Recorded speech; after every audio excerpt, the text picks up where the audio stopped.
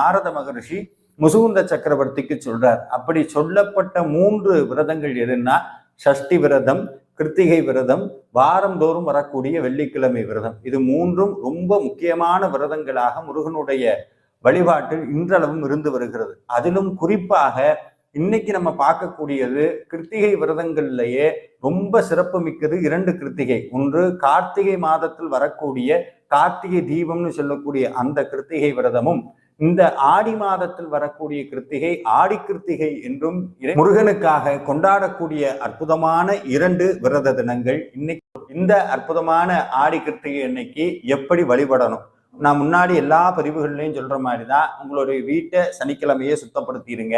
இந்த பூஜைக்கு இதெல்லாம் தேவைப்படும். முருகப்பெருமானுக்கு சாற்றுவதற்கு பூ, அது என்ன மலரா இருக்கலாம்னா அரளிப்பூவா இருக்கலாம், தெச்சி பூவா இருக்கலாம், மல்லிகை பூவா இருக்கலாம், செண்பகமா இருக்கலாம், இல்லைன்னா வில்வ இலையா இருக்கலாம். அதே மாதிரி